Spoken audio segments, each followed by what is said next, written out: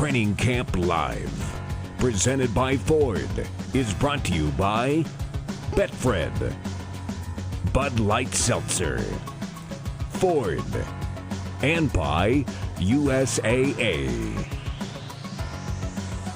It's been said you can never really get a true sense of a football player until he puts on the pads, and that day is today. The pads, for the first time in 2020, come on.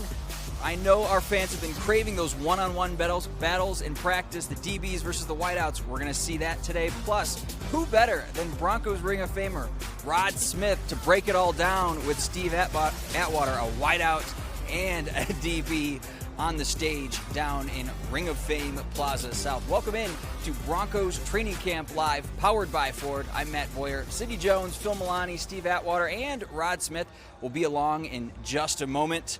A couple of orders of business, though. The Broncos, as we mentioned at the top, in pads for the first time today. This is going to be the shortest practice of training camp so far. They're only going to go about 90 minutes today.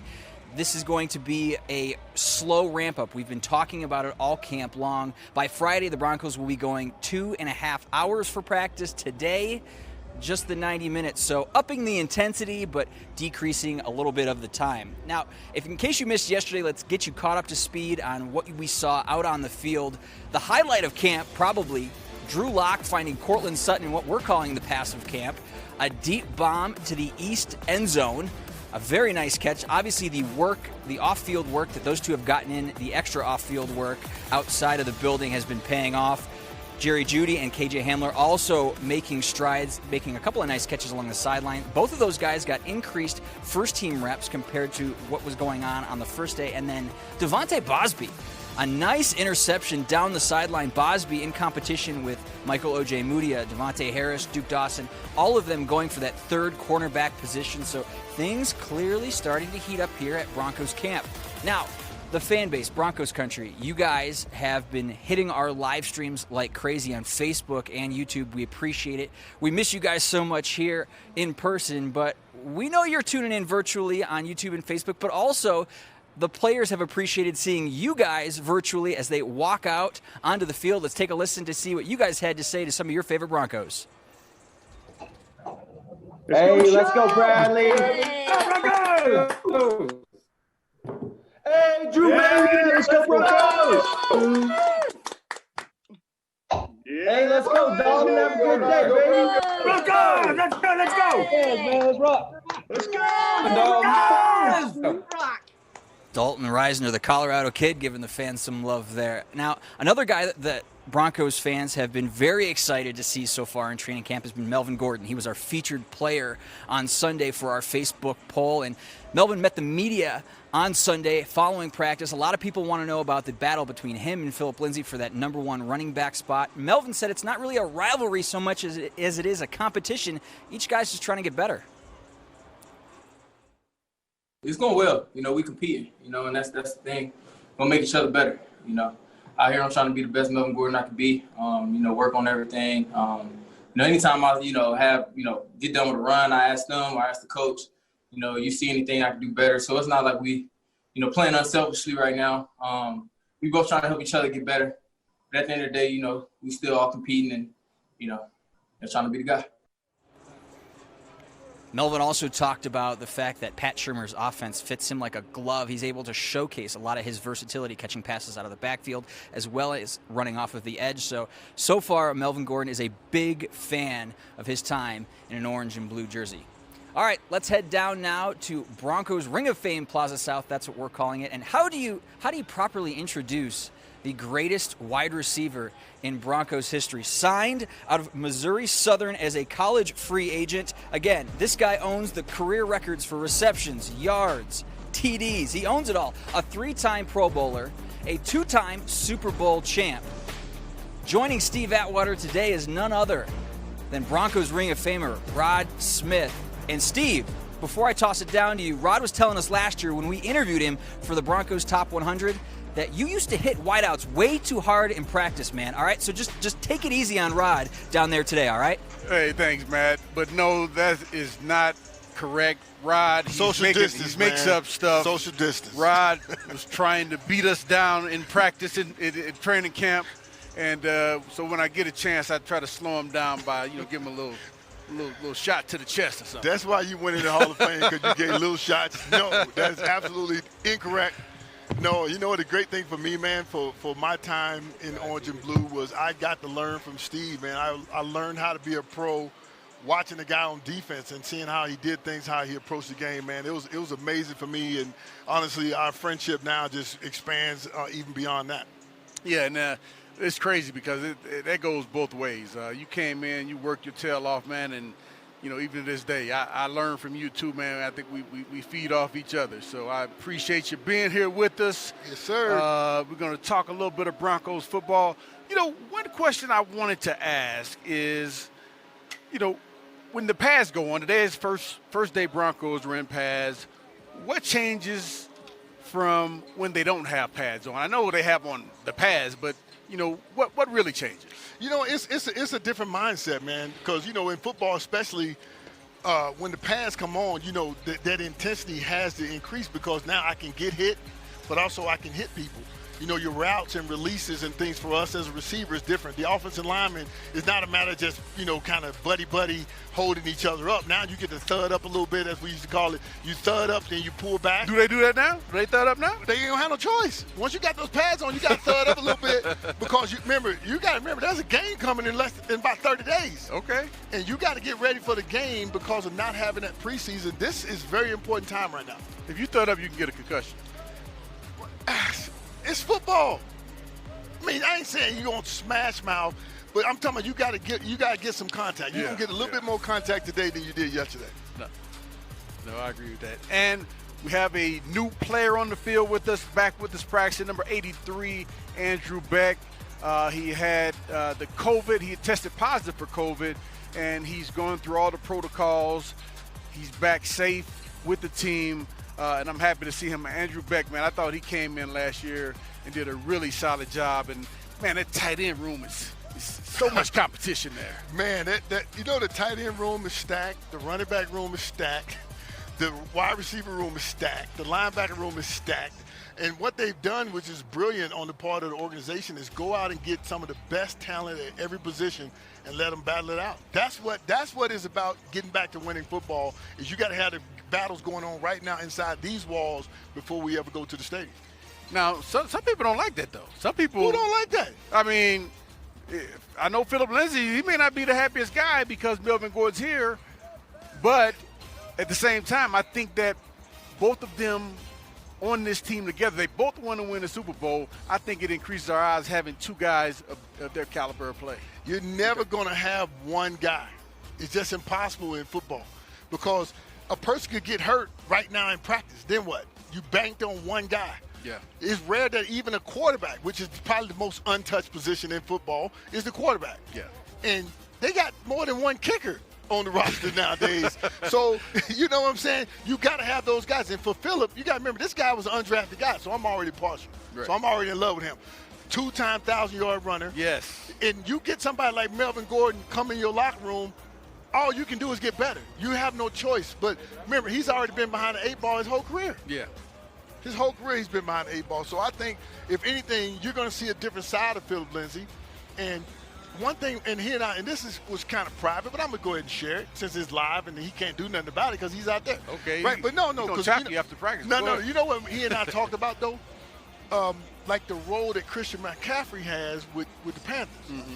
See, he runs inside the tackles very well. For a little guy, to me, Christian McCaffrey does the same thing, but he wants that ball out of the backfield, and so the key is going to be the offensive coordinator, being able to get that guy in space. Melvin catches the ball great out of the backfield as well. So for us as an offense, man, that's going to be good. Yeah, but when you think about all the weapons that we have Noah Fant, we have Albert O, Nick Burnett came over from Pittsburgh. You got Cortland Sutton, you got Jeudy, you got Philip Lindsay, you got Melvin Gordon. Are there enough balls? You offensive guys want the ball all the time. Yes, there is enough ball. There's one. And we're going to put it in the hands of whoever's hot. Whoever's hot. You know what? You think about this like basketball. You know how when I was a big Laker fan growing up. So when the Lakers would run the fast break, you never knew who was going to finish. Oh, yeah. Right? This is what we have. We got fast break football going on. That's I hate talking about this, but I got to. The defending Super Bowl champions. You know how many weapons they got? It was one football. And you know what they did? They found a way to get it to all of them. And I think for us, this is the first time we've had this type of talent, especially on the offensive side of the ball. When we played, what do you think it was? Pick your poison. And the thing was, whichever one you pick, you died with the other one. So either way. Yeah. So to everyone out there in Broncos country, please go to Facebook, vote on our poll to select the player that you most want us to focus our cameras on. It'll be for 5 to 10 minutes or so later on in the show. We'll announce the player with the most votes a little later as well. So here are the players for the Facebook poll. First off, number 55, Bradley Chubb, our third-year outside linebacker who, in his rookie season 2018, broke the Broncos' rookie sack record with 12 sacks. Now, the previous record was 11.5 sacks held by the one and only Von Miller and Rulon Jones. Now, before last season, Chubb accumulated 21 tackles, 5 for losses, 6 quarterback hits, and 1 sack before going to injury reserve after Game 4 with the torn ACL. He had a great offseason of rehab, and we're looking forward to him and Von Miller wreaking havoc on offenses this season. The second player on our poll, Bryce Callahan. Bryce Callahan signed with the Broncos in 2019 after spending his first 4 seasons in the NFL with the Chicago Bears and Vic Fangio and Ed Donatel. Now, unfortunately, he was placed on injury reserve last year due to a foot injury in training camp. He's fully recovered, very familiar with the Vic Fangio, Ed Donatel defense. If he remains healthy, he should start alongside A.J. Bouye and at cornerback in base defenses, and I think he'll move into the slot to cover the slot receiver nickel defenses. Now, I'm expecting this secondary to play much better than a lot of people are giving them credit for, and a lot of people expect them to play, and I think Bryce Callahan is a big reason for that. The third player on our poll, Jerry Jeudy, the Broncos' first-round draft pick this year. Jeudy was arguably the best wide receiver in the 2020 NFL draft. I believe so. What do you think, right? You think he was the best? Absolutely. Yeah, I saw that guy run routes. I was like, what the heck? Yeah. It's amazing. And this 2020 NFL wide receiver class is considered to be among the best in league history. He has exceptional speed and quickness, has the ability to cut on a dime and separate from the defenders, and I think that's what makes him elite, his ability to plan on a dime and just separate from the defenders. He also has strong hands and amazing concentration. I doubt it will take long before Broncos Country realizes that we have a gem in Jerry Jeudy. And the last player on our poll today is no stranger to Broncos Country, Philip Lindsay, the Colorado native, former CU Buff. He's entering the final year of his rookie contract. He signed with the Broncos in 2018, has been the first back in NFL history, like you mentioned a little earlier, Rod, with back-to-back 1,000-yard rushing seasons as an undrafted free agent. Lindsay will have to battle with newly added running back Melvin Gordon for the starting spot. Now, Lindsay's been the underdog his whole life. Absolutely. Don't bet against Philip Lindsay. It's going to be a great battle. So, please, again, go to Facebook, vote on the poll for the player that you like our cameras to follow for 5 to 10 minutes or so a little later on in practice. Rod. That's going to be tough to pick. That's what I'm saying. I get to look at all of them. Who do you want to see, Rod? I'm partial. I know Jerry Jeudy. They're going to say I'm going to say Jerry Jeudy, but, hey, Jerry Jeudy was first-round pick, Philip Lindsay undrafted. So who you want to see? I want to see them both. Can we do a split screen? No, give me, you know what? Give me Philip Lindsay. Philip Lindsay. I'm going to go against the grain because I know y'all think I was going to pick Jerry Jeudy. I'm going to watch him in person, but give me Philip Lindsay. All right. Good. And I think it'll probably be Jerry Jeudy just because first-round draft pick. There's a lot of excitement around him, but we'll see. Hey, fans, let us know. Let us know who you want us to I think they're going to pick him, too, because of Drew Lock. See, because every time a receiver gets any kind of shine, the quarterback gets some shine, and they really want to see Drew Lock, too. So, I'm thinking the fans. Drew Lock, he does have to put it on the money, though. Drew, hey, he just got to put it in the vicinity. Yeah. This guy can go get it. This guy. There you go. That's what I'm talking about right there. You got the split screen. You got both of them. I got what I needed, man. I can come back anytime y'all want. I don't have a job still. So. Yeah. And you see Phillip Lindsay and Melvin Gordon there. Although there is competition, those guys are working together because what they want more than anything is to win a Super Bowl. And with both of those guys on the team, it makes the Broncos a better team, and it increases our odds. You know what? One thing it reminds me of, when we won the Super Bowl, TD, of course, was our featured back. TD did what he did. Yes. But what people don't know, our backup running backs had a killer year because TD didn't have to take all the snaps. Yes. When your offense is prolific as we were, he came out of the game in 3 games. He came out at the half. Right. So he missed a game and a half because he had already rushed for 160 yards at the half. The other guys went in. I remember against Jacksonville when we had 600 yards. We had like 300-some yards rushing. Vaughn had, I think, 100. And Derek Lavelle had like 70-some yards rushing. And TD had like 160 or 70 in the same game. Oh, man. So, yeah, we had a killer day. And you need 2 backs, man. You need 2 strong backs, and I think we can really mix it up well on offense with that. Yeah, no, I agree. We're working special teams right now. We got the camera on Alexander Johnson. Man, he came in last year and just did an amazing job. When did you realize that Alexander Johnson was going to be a force on this defense? At what point last year did you realize that? I saw him do that crazy dance that he does. the dinosaur? Yeah, the pterodactyl, whatever he does. T-Rex. I said, who is this kid? And you know what? First I was like, he shouldn't be doing all this celebrating. Next thing you know, he kept celebrating. I said, oh, this kid's making some plays. Yeah. And honestly, became a big fan. You know, once you get to seeing these guys out there doing it in competition, you know, and that's today with this first day of pads, the competition level kind of increases a little bit. There's no more, hey, we're still trying to figure it out and learn.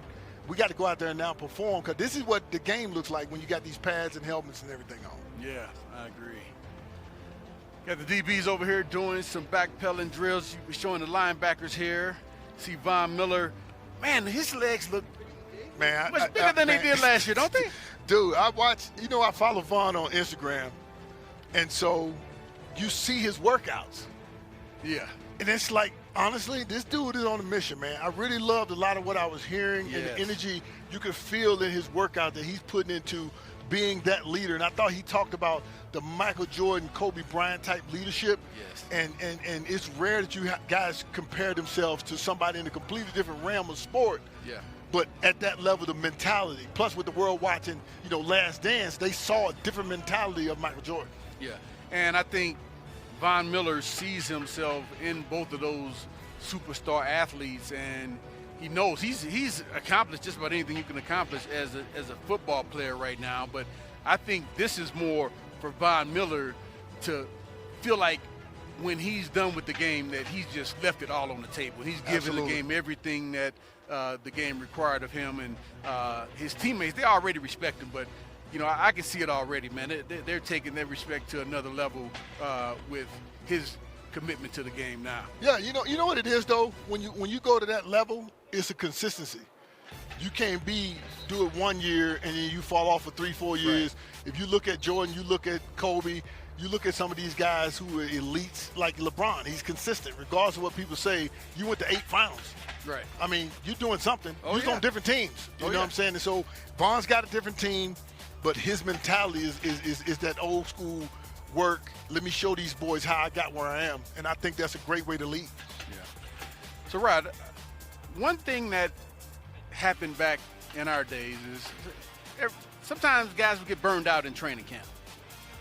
Would there be a camp burnout this year with so few practices? According to Coach Fangio, normally there's 41 days from the first practice to game week. This year it's 23 days. That's almost cut in half. It's short. Can people still get burned out? Here's the deal. If you love the game, ain't no burnout. Okay, there we go. Simple as that. I love the game. I would just have to have on some cleats. We could have practiced every day, 3 times a day. It wouldn't have mattered, because when you love the game the way we love the game, there's no burnout. I guess there's a difference between burnout and fatigue. Fatigue, yeah. Yeah. I mean, and you got to remember these guys too. It's going to be, and I would say this is just my personal feeling. It's going to be harder for them The first week of this NFL season, I tell you, the fans all around the world, it's not going to be pretty. It's not going to be pretty. It can't be, right? It can't be pretty Right. because everybody talk about, oh, I'm so glad we don't have preseason games. Guys, these guys need those preseason games because the timing is completely different than going from practice, even a preseason game, to a regular season game. And so their first real competition is a real regular season game. Yes. So it's going to be different, man. It's going to be different. And I think some of the teams who have an offense, who have an offensive coordinator, or even the teams with defense who have brand new coaches and got a bunch of new players on the team, I think they'll have a much more difficult time than the teams who have, 9-10 starters coming back and same coaching staff, same system, everything. Yeah, no, it's going. That's what I've been saying all offseason. We got a new offensive coordinator with a brand new toy box full of toys. He got so many weapons and things he can use. Trust me, for him, he needs the time. Right. Coach Fangio needs the time too. And the hard part for me, this is the hard part for me. Got Pat Sherman right there. If there's no preseason, I probably wouldn't have made the team. Yeah. I needed them preseason games to show I could actually play in the games. And here's the deal. These guys' window is very short. Especially when you put on the pads. Today is a game day. Today is a game day for some of these young men because we're not keeping them all. Yeah. We can't keep them all. It's unfortunate, and hopefully with this COVID situation, some of these guys who may not get an opportunity this year because they didn't get a chance to show what they could do in the preseason, maybe they'll get another opportunity next year on a different team. And that's on down the line, but we know that everyone can't make it, and some guys won't be able to make it because they won't be able to fully show what they can do. Yeah, they won't get. It's hard when you don't feel you get the proper opportunity. But then again, what's the proper opportunity? You know what? You got opportunity right now. Yeah. If you're out here right now with some cleats on your feet, you got a chance. And that was my mentality when I first came in. Was I have cleats on. That's why when you said about fatigue and burnout, I'm like, I didn't care if we went practice in the parking lot. I still got these cleats on. I got a chance to get me a job. You know what I'm saying? That's what I wanted. I wanted an opportunity to get a job, and I was blessed with a chance to get out there and get a chance. You had some cleats on, but most people's feet aren't as large as yours are. No, it's called balance, man. Balance. What size shoe you wear, Rod? It ain't none of your business, man. We live. You ain't got to tell. All right. If he ain't gonna buy me no shoes, then you don't need to know what size shoe. All right, I was just checking, seeing if you could share that with us today. 14, man. Balance. Well, you're not 14. Your feet bigger than 14. No, it ain't, man. It's 14. Okay, all right. I've been wearing 14 since I was like 14 years old, though, too.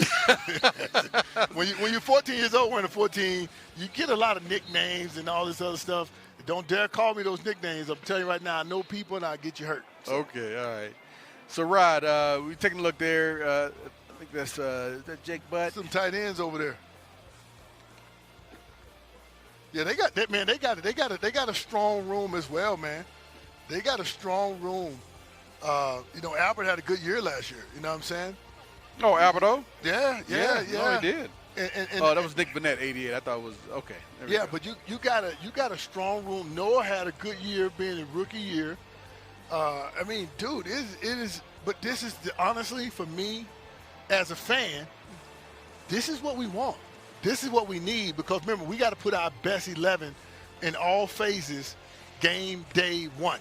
We don't have time to kind of practice. Okay, we have 6-7 tight ends on the roster. Nick, man, how many can we keep? I mean, no more than 3. No more than three tight ends? Here's the deal. Somebody's got to get real good at special teams very quickly in these rooms. If you want to make the football team, they used to ask me this, what position you play? I say football. What do you mean? I don't play receiver. I play football. I remember I covered on kicks. I did punt return. I did kickoff return. Ran down at gunner.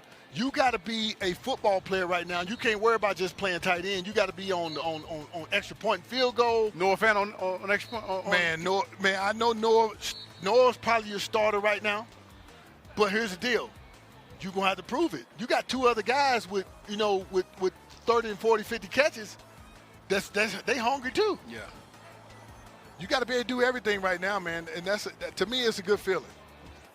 Jake Butt had a great career at Michigan. He had the injury at Michigan, and then he came here. He's had injuries the last couple of years. Yes. I am sure hoping that he can stay away from injuries and do a good job. He's one heck of a talented tight end as well. Yeah. No, and I mean, he wears number 80, so I need him on the field. He got that 80, right? Yeah. I like seeing it running down, split defense. But the thing is, though, it's like you said, though, and this is why when we talked about earlier the Melvin Gordon, Phillip Lindsay situation, you don't know when somebody ain't gonna be there. Yeah. I mean, Jake Butt, they had some high hopes for Jake Butt for 2 years, and we hadn't been able to get him on the field because of injury, and that's what happens in this business, man. Yeah.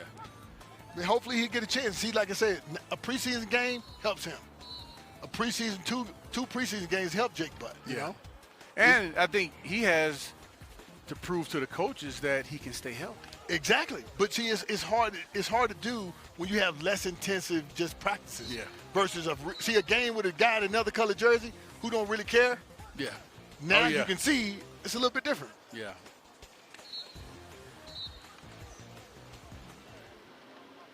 All right. Hey, Rod, we're going to come back. We're going to pick this conversation up a little bit later. Now we're going to go over to Phil Milani, who's with an old friend of mine. Thank you very much, Steve. We got Ed Donatel here. Ed, you got a message for Steve up there? Steve, just another congratulations from our whole team. We're so proud of you and happy for your induction into the Hall of Fame, and it's great to have you looking over us at practice. Ed, the pads come on today. What changes from a defensive point of view? Yeah, well, every player and coach is excited for this day because this is the last element, the physical part of the game. That comes in today, and we'll work into that. And it's early in camp, but what have you seen from your unit? Well, we really like the leadership. We have some veteran leaders on this defense. They're together. It's year 2. The communication is much sharper, and just really excited to see these guys play. We've seen Von Miller really transform his body. What kind of leadership has he shown out there? Well, he's leading by example. And that's really important. When these guys see him going really fast and sudden, they want to follow him. So that's a really good thing. And the whole group, we have leaders at all levels. Todd Davis is leading. It's great to have Bradley Chubb back in there. But Justin Simmons and Kareem Jackson on the back end, it's really a really good group. You got a good veteran group, huh? Yes, we do. All right, Ed, thank you very much. Appreciate your time. It's my pleasure. Thank you. Let's toss things over to Sydney Jones.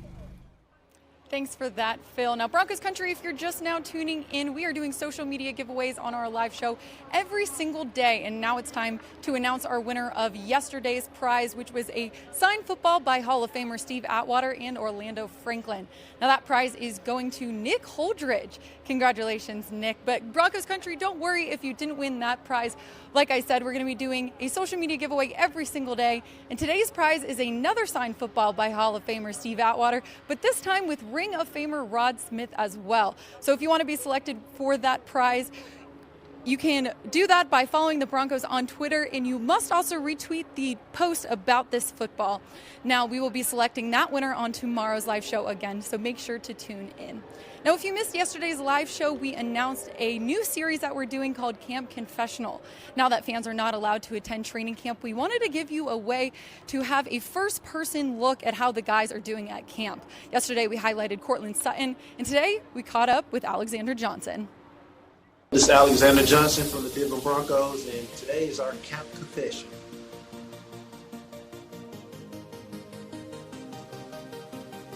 No one really came across the middle. I had one opportunity, and that's when Tim Patrick came across the middle, and I was just about to go ahead and put my hands on him, and then that's when Von called me off because he was right there, so I backed up and tried to get to another coverage spot. But they know better than to be creeping across that middle.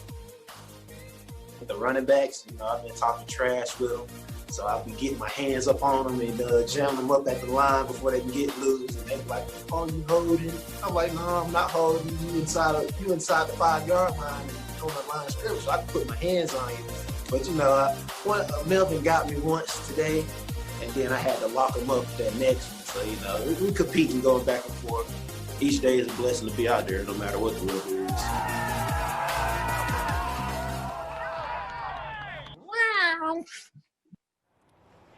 Always a character in Alexander Johnson. Like I said, we'll be doing those camp confessionals every single day. So if you want to check them out, you can find them on our website and social media channels. I also had the opportunity to catch up with offensive lineman Austin Schlottman, who's in the hunt for the starting job. Now, we talked about, how camp is going for him so far and what he brings to the offensive line. Coach Fangio talked to the media on Friday and said you're in play for a starting spot. What do you think you can bring to the Broncos offensive line?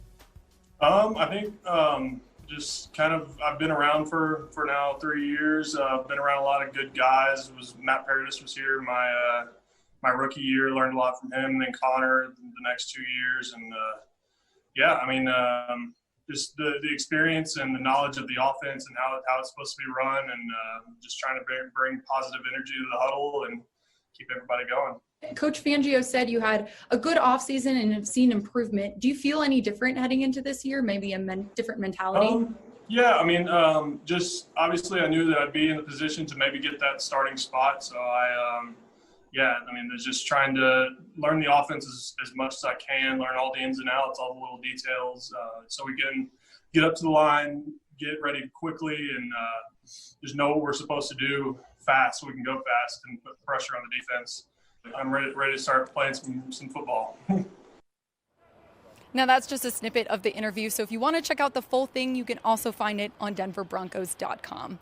Now, with COVID-19 this year, the school year is looking a lot different than what most students are used to. But to help with that, the Broncos are still doing their Back to Learning program. The Broncos have partnered with Volunteers of America, King Soopers, and 9 News to help fundraise and distribute school supplies in different school districts, families, and students across the state of Colorado. If you want to find more information on that and learn how to support, you can check out the website on the screen.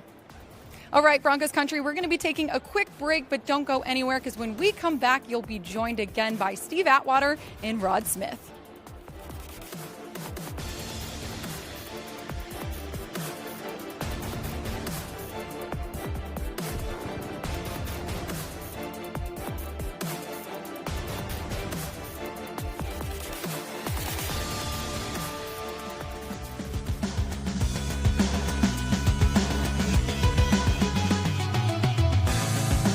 Training Camp Live, presented by Ford, is brought to you by BetMGM, Bud Light, UC Health, and by U.S. Bank.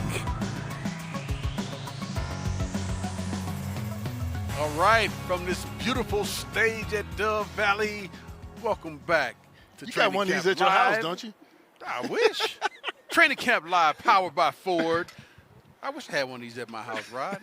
What you gonna look at? This would fit in your yard. This wouldn't fit in my yard. Yeah, it probably would. Ain't nobody there, so what you gonna look at? I got a bunch of rabbits in my yard. You can look at them. Hey, Rod, this is a question. I mean, now you got to listen to the question because it sounds kind of awkward when I ask it, all right? Okay.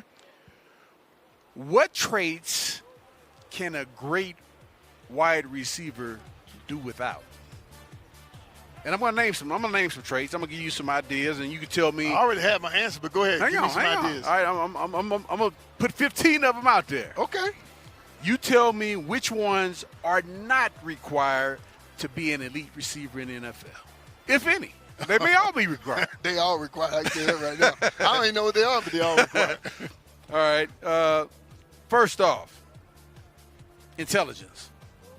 It's required. You know, whoa. You know, there's been some receivers that have been the smartest. Now, you already know that. It's required. Just trust me. Okay, all right. So I got to put a check mark by that one. No, go ahead. I'm going to let you finish it. All right, go ahead. Go ahead. Intelligence. Great vision. Okay. Well, you can't see that good, though, can you? You got to catch the ball. You have no choice but to have some vision. Check mark by that one. So you saying that's required? That's required. Okay. Definitely required. Hand-eye coordination? Definitely required. Okay, yeah, I agree with that. Toughness? Required. Because you're going to get hit. Well, you used to get hit. I don't know about now. Oh. Now they lay you down and all that stuff. Okay. Concentration? Definitely. Physical stamina? You know what? Whoa. You know what? The thing is, though, because this is when for you to be great, yes, you got to have it. Because this is late in the game after you've been playing for 2.5 hours, the last 2-minute drive, and you can't come off the field, you got to have it. Physical stuff. Okay. Yeah. Check. Strength. There's been some weak receivers. Yeah, you know what? You don't necessarily have to have strength. You know, I mean, as far as physical strength, depending on how you're using it. But, you know, I can see that most of your receivers are the weaker position. What? It's weaker as far as strength, like muscle-wise. You don't have to be a physically strong guy. Okay. So no strength. Be some weak receivers. Body control. Definitely body control. Quickness.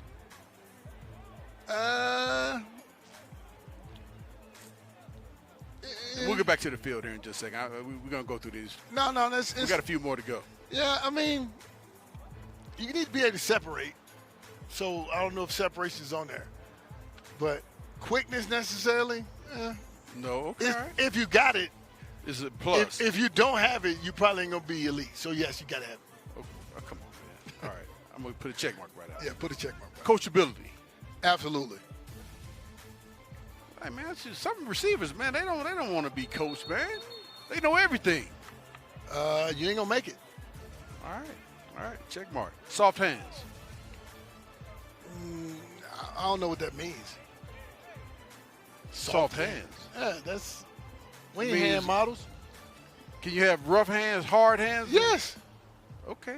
So my hands, you see my hands? You probably can see it from the camera way over there in Greeley, the camera, how crooked my fingers are. You think that's soft? Look at the thing, man. That thing looks like it's broken. All right, they don't need to be soft. They just got to be. You got to be able to catch the ball. Okay, who cares if it's soft or not? Okay. Who's eating testing for that? All right, I thought, you know. Did you make these up or these come from the thing?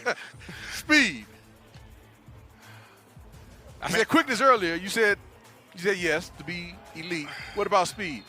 You don't actually have to have speed like some of these guys, like Jeudy and all these guys. You don't? No. Okay. I didn't have speed. My fastest 40 I ever ran was a 4.52 or something like that. I know. Jerry Rice, I heard he wasn't. He ain't that fast, but he owns every. He record. got game speed. Put like this: you put the ball up and I can go get it. That's all you need. Right. So speed, I would put You don't have to have this. You don't have to be these blazers like these guys now. All right. And when I see them guys training, you know what they train on? They train on combine type stuff, but that don't mean you can transfer it onto this football field. What about size? You got to be a big receiver. No. Well, I mean, you got to have a. Is there like a minimum? Like, all right, you got to be at least 5'7". Dude, look at Steve Largent. He's in the Hall of Fame. How tall is Steve? Steve Largent ain't the biggest guy. I know, but he's 5'10" at least. Okay, 5'10" is not considered huge. Look at Cortland Sutton. He's 6'4". Okay, all right. So you don't have to. No, I mean, Randy Moss was huge. He's a tall, long, lanky guy. T.O. is a big guy. You know, I don't even know if you can have a prototypical receiver these days. You look like a guy like Hamler coming in here. He's a smaller statured guy. But that guy I believe he's going to have a real good career because if you can get open and make plays, that's what matters. Uh-oh. Over the top. Pass breakup. Pass breakup by the defense. Was that K-Jack? Yeah, Kareem Jackson on the pass breakup. He's smart, man. You know what? He's a smart player. I watched tape on last year, and I see him the way he played on the back end, man, with Simmons. Man, that's a good look. It is. That's a real good combination. Look. Great combination too. Yeah. Alfred Williams had tweeted out something earlier today, talking about all the positions that were strong, and he left out the S's. Yeah. The safeties. Like, what about the safeties? The safeties is one of our stronger positions. Yeah.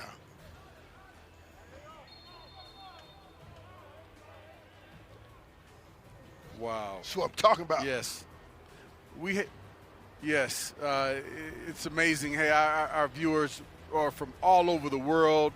We have some from South Africa. And where else, Rod? I didn't know where else he's at.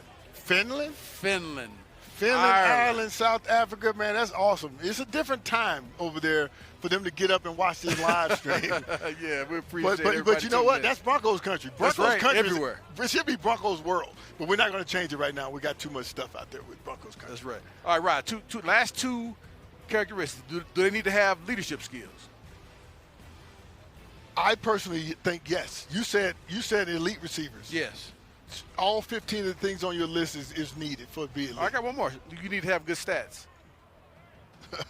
Yes. Okay. Or you're going to be unemployed. All right. So we only had 3 of them that you said we didn't need. Size, strength, and soft hands. I mean, my thing is soft hands to me is not – can you catch the ball? I don't care what your hands feel like. Yeah, no, you're right. Maybe I should have – Speed. I'll change up my I'll run my questions by you next time. But see, when they say speed, though, people think 40 times. But Jerry Rice didn't have the best 40 times. He's the best receiver to ever put on cleats. I'm with you. After me. I'm going to say that because I ain't going to never put myself second place. But Mexico clocking in. Yes. Taiwan, Costa Rica clocking in. Yes, we appreciate you guys checking us out, tuning in. And, we're all trying to get a little bit of excitement, a little bit of normalcy back in our lives. And what better than being able to watch Broncos training camp here. We got right now offense and defense going against each other in a team drill. Look like defense just won that one. Yeah, handoff to Royce Freeman. Someone met him right there in the hole. And see, this is what we talked about earlier, though, with those pads. Oh, man, where's security, man? We need some security around here. Uh-oh. We got people infiltrating our space. He ain't social distancing. It's Alfred Williams just walked in the building. What's up, man? How you doing, Big Al? Oh, man. See, this is what I'm talking about. This is what I like. We just need a reason to get together. Steve's Hall of Fame was a reason for us to get together. Then that got postponed. Coach Shanahan Ring of Fame, that's postponed. Oh. Man, we almost had a big play there. Yes. Yeah, throwing that to Fred Brown there. Downtown Fred Brown. That dude got some jets, man. Yes. Man, that receiver room is stacked. Alfred, what's happening, man? You guys can hear Alfred in the background. Alfred, can you wave? Go ahead, wave, man. You're on camera, man.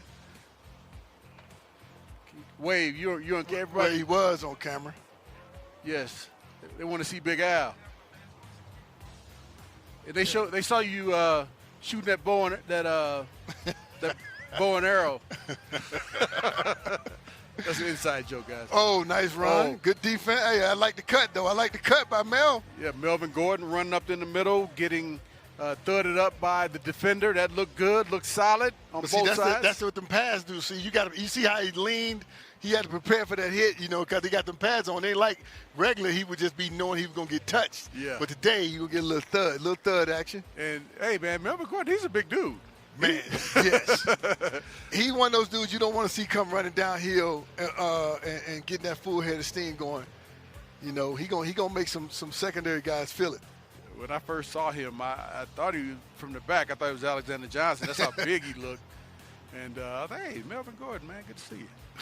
Oh man, you see Malik Reed on the pass rush there. I like Malik Reed. Man, we have a great problem this year. So thank you, John Elway, Matt, all you guys in the scouting department. We have a unique problem is that every position has competition. Yes. And they have a lot of competition. Like any little off day could have you at second or third team. Yes. That's how crucial it is right now. So you got Jeremiah Tattoo. You got Malik Reed. You got Justin Hollins. Man, and then we signed Derek Tuska. Tuska? Is that how you pronounce his name? Yeah, Derek Tuska. 48. Man. It's going to be a battle. Yeah. D tackle is going to be battles. We done got. Out of those guys, who do you like after Von Miller, Bradley Chubb? Because I would imagine it's between Jerry Tattoo, Malik Reed, and Justin Hollins right now. I don't think we've seen enough from Derek Tuska just yet. We will as camp goes on. A little gash right there by the offense. Nice run. Nice run right there. Downhill. Oh, that's Levante Bellamy. Man, this guy broke a bunch of records in college. He scored a ton of touchdowns. I watched the film on him. He had 23 touchdowns. Man. 1,472 yards last year, man. 2019 season. He had an amazing college career. And just looking at his film. See, you want to get that guy some reps. Oh, yeah. We want that guy to get some reps. Oh, yeah. he's going to find the end zone eventually. Hey, you got 23 touchdowns in college. He found the end zone a lot. Yeah, rushing touchdowns. Yeah. Yes. But see, that's the thing. For us to go out there and get him and get Melvin Gordon, and you still got Royce Freeman, man. I really, really like Royce Freeman personally. And then you got, think about it, to me, Phillips is your starter. He's a 2-time 1,000-yard rusher. All right, so the fans, you have spoken on Facebook. I knew they was going to do that. You knew they were going to speak? I knew the fans was going to speak. Okay. The Facebook poll, you all told us that the player that you want to see most is, drum roll, number 10, Jerry Jeudy. Yep. Yes. Just got to catch right there. Right. As we're going live, little shallow cross. Hey, you know what? If he catches the ball on the shallow cross, as fast as he is, oh, my goodness. Yes, and his ability to make people miss. Yes. So thank you all to everyone who voted. And, hey, the camera's going to follow Jerry Jeudy around for the next 5 to 10 minutes or so, and you'll get a good look at this year's #1 draft pick. Again, I think this guy was the top receiver in this draft. I think we're extremely lucky to get him at the number 15 pick. I thought he would be long gone by then. Yeah. I remember, you can ask Alfred this. He actually called me, and he said, man, who do you like at receiver? I said, man, if we can get Jerry Jeudy, he's like, dude, that dude ain't. He said, nah, man, so-and-so. He said, what do you like about him versus C.D. Lamb, all these other guys that had great college careers great college stats last year? I said, man, I personally have never seen somebody's footwork running routes full speed like that. I've never seen it. What'd you think, Al? Well, I thought, just looking at the tape from all the guys in college last year, it was clear that Jerry Jeudy was the best wide receiver. And the one thing about playing college football is that once you go out and you win a Biletnikoff Award, which is the college best wide receiver, if you're a defensive coordinator, you got to be an idiot if you're going to let that guy beat you the next year. So this guy got double coverage most of the critical moments of the game. And I think when you look at him, and even handling those situations, even though, he didn't get the ball as much as he did his junior year, or should I say his sophomore year, clearly he was a guy that wins in one-on-one pass routes and he catches the ball great. How big of an impact do you think with the COVID and, the guys not really getting as many practices as they normally would, how big of an impact do you think that will have on Jerry Jeudy's development?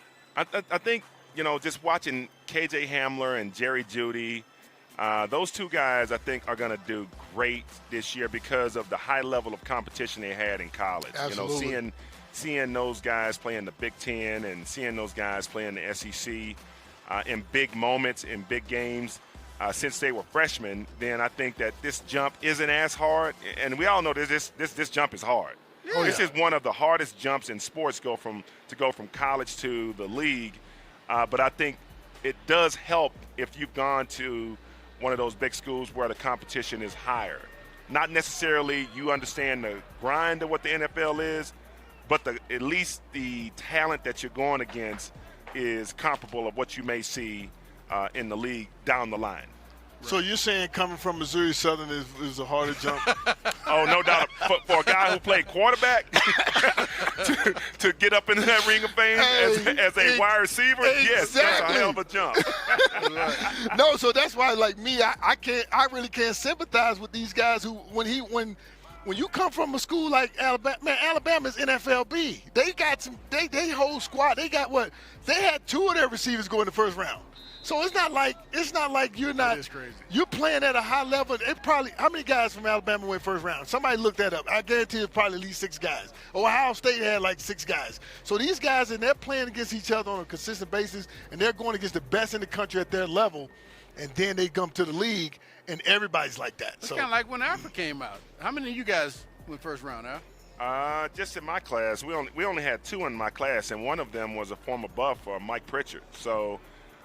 In my class, we had myself and Mike Pritchard. Then we had Canavis McGee and Eric Bieniemy that went in the second round. Right. I think in total, we had 14 or 15 in my freshman year at the University of Colorado, and I think 7 of us played in the NFL. Wow. So that was So you guys were ready? We were not ready. And I won a national championship my senior year in the Buckets Award. Yeah, I mean, and I'm telling you right now. How you think Jeudy can be ready right now then? Because I think that Nick Saban runs a pro practice, and pro practices are where you get better. And when I was in college, man, I played against an offense primarily in the Big 8 back then. That was option football. We had no option football in the NFL. Every set that I saw was almost like seeing it the first time every time.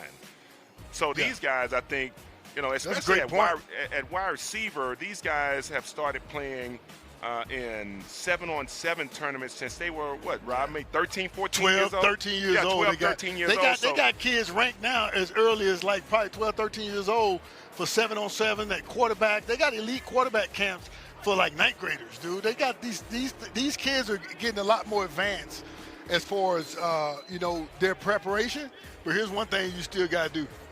You still got to bring it out here. Right. Because out here, don't nobody care. Right. And every last one of these guys know that they have to perform well every day if they're going to get a paycheck. Yes. I mean, this is not for fun. This is for money. Okay. Yes. These are professional athletes, and these guys are grinding to make a team so they can get the money. Okay. Yeah. I know they may love the game, but the only way that you're going to get paid for doing this is to make the team. So you saying you love the game more because you got a check? Way much more. Hey, you know what? I ain't gonna lie. It was. I mean, I don't think they knew I would have did it for free, but. Oh, nice. That's a great catch right there. I would have played in the Super Bowls for free, but I wanted my regular season check. Yeah. Hey, you know what? One thing I loved about the playoffs, I loved about the playoffs, they was like, hey, man, what do you really like about the playoffs? I said, me and John Elway make the same money. I know, right? The playoff check, everybody's check is the same, so I was like, yeah, me and John make the same money this week. I want to get John's regular season money. Can we match that up? I think the thing about it, too, is with so many weapons at so many different positions, it makes it to where each of these guys can instantly be better, because even if you're going to be the superstar, they can't really double team you. Exactly. It's a lot more. See, for Jerry, Jeudy, and Hamler and all these guys, it's man-to-man majority of the time. In college, they play zone. In the NFL, they rarely play in a zone. You usually have somebody matching up with you and this type of thing. And it's like Alfred said, the defense is now, for us on offense, the defense has changed so much. Like offensive formations have changed so much. So you got to be a student. When you asked me about the question about does a receiver have to be intelligent? Yes, because coverages have changed. The way people disguise things have changed. So you got to be pretty smart to know where those holes are for you to be able to get yourself a chance to get the ball. Yeah. I would like to see them throw a nice little bomb to 10 here while he's the featured guy. He's just sitting over there chilling on the side by my man Winfrey right now. Yeah, he's got to get a break every now and then. Yeah, a little 7-on-7 going on. 7-on-7 is always fun. I think that's when you hit me that time that me and you lost our friendship for a couple minutes. Hey, Alfred, for a couple minutes we lost our friendship. I said, Steve, if you ever hit me like that again, luckily this is a family show. I can't say what I said to Steve, but I didn't see you, man. I accidentally hit you. You accidentally? Hey, welcome to the club, Rob. If he accidentally hit you, just think about how many times he accidentally hit me playing in front of him. Yeah, y'all the I same never hit side you, of the Alfred. Oh, my goodness. Man. Took me out, man. You know what, man? I think there's three guys that I saw kill more people on their team. You, John Lynch, and Al Wilson. Y'all used to, dude, I'm sitting there like, Friendly dude, fire. Al is killing our guys. John Lynch is killing everybody move, man. I'm like, man, this is crazy. Get down, man.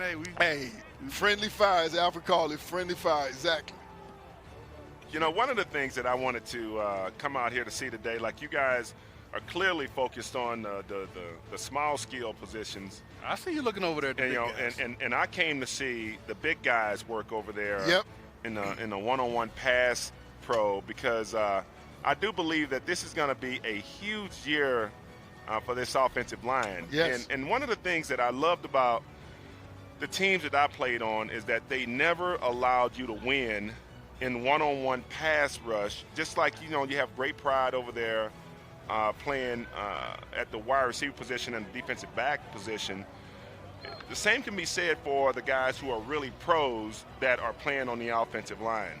Now, one of the guys that I really like because of that is Garrett Bowles going into this year, because he's in his last year of his contract, and I think that he's going to have a moment of growth. And when he was drafted here, there's no secret, I was not a fan because he hadn't played a lot of football. Mm-hmm. So when you are a first-round guy and you don't have a lot of playing experience, man, it's just a lot of faith that you can get it done. In general, the guys who are drafted in the first round have played a ton of snaps, and you know all about them. I think the Broncos are just figuring out who Garrett Bowles is. Of course, the fan base will say they know who he is already. But I think this is going to be a big year for him. I need to see him win all of his pass rushes against Bradley Chubb every single time, and I need to see Chubb is healthy. Yeah. Now, I was one of those guys who, right from the start, I got a chance to know Garrett a little bit, man, and he's a heck of a, I think, leader, has the right mentality to go out and play this game. He's had some penalties, but the thing that I love about him is he's durable. He's been available. I remember he was caught off the field one day. We thought he was going to be out, and he came right back and still played that weekend. I love that, he's committed to playing. I love the coaches that we have around him, and I'm with you, Albert. I think this is going to be a year where he takes a significant step, and he'll get some people off his back. You know what? Because I like him. I like his aggression. So do I. Yeah. But honestly, I'm watching as a fan. I literally believe it's a technique thing that he can be coached better. Mm-hmm. Just being honest, I think he can get coached on a more of a finer technique of sometimes you can be too aggressive, mm-hmm. and that's what gets you out of position. And he got to learn to play with some finesse and play his leverage versus trying to go and be manhandle everybody. You can't manhandle everybody in the league. No, you cannot. Because you got guys like Vaughn who can run 4.5 40 and duck underneath you at the same time while he's running. You know what I'm saying? So I think that's a technique from a coaching standpoint that he really could have used, and hopefully he got it this year. Yeah. All right, guys, we are going to wrap it up for today. And if for those of you who didn't hear us, the other voice that joined us was the great Alfred Williams, known as Big Al. Hey, so, Rod, tell people what you're doing these days, and, hey, where people can find you if they want to get in touch with you. Yeah, I'm on all the social media. I'm actually launching my podcast is coming out. I'm not going to say what it is because you go there right now. Oh, you got to have me on the podcast, man. I'm going to get you, man. It's called, I can't say it. You didn't know what kind of podcast it is yet. I just want to ask you want to be on it already. It's a business podcast. Okay. Everybody's business. He handles his business. But no, so that's where I'm at. I'm on social media, different things. And how can they find at Rod? Yeah, I think Rod Smith on Instagram, or Rod Smith 80 on the real Rod Smith on Twitter. Okay. And you can find me over there. And Big Al, you going to be joining us Wednesday? I'll be here Wednesday. I'll be here every day, but I appreciate you guys having me up here so I can. I don't believe training camp can begin until you put pads on, because all these little wide receivers and these running backs juking you and all that stuff is out the window now. Let's because get the pads on. It's real now. yeah, all that trash talking, all that quick movement, it doesn't look as quick today in pads. So I have to be here for the start of that. So I'll be here with you. All right, good deal. Well, thanks. All right, up to you, Matt Boyer. Thanks again for joining us here, Training Camp Live, powered by Ford. Thank you very much, Steve. I think I can speak for all of Broncos Country when I say we could all probably listen to those three for another hour, but unfortunately we have to wrap things up. If you want to catch up on anything that you might have missed, you can head to denverbroncos.com or the Denver Broncos social channels. Following practice today, we'll also have head coach Vic Fangio, quarterback Drew Lock, and nose tackle Mike Purcell going to the virtual podium. We've also got training camp coming up tonight at 6:30 on Channel 20 locally here, but if you're out of market, you can always catch up on the Broncos YouTube channel at 7 p.m. And then, of course, we've got the Thrilogy on beginning Saturday, August 22nd, the 3 games that led to the Broncos' 3rd Super Bowl title, the 2015 AFC Divisional Round versus the Steelers. What a thrilling matchup. Big Ben coming off of an injury. The Broncos defense battling all the way through. You can catch that on Saturday, August 22nd at 6 p.m. And then finally, tomorrow, Broncos Training Camp Live again. Check the Broncos website and the Broncos social channels for the latest timing information. But Steve Atwater's special guest tomorrow, we're keeping it with the wide receivers. Mark Jackson, the great Mark Jackson, will be on the stage with Steve again. That is tomorrow morning for Broncos Training Camp Live, powered by Ford. That'll do it for us here at UC Health Training Center. For Sidney Jones, Phil Milani, Steve Atwater, and Rod Smith, I'm Matt Boyer. Thank you so much for joining us, Broncos Country. We will see you tomorrow on Broncos Training Camp Live, powered by Ford.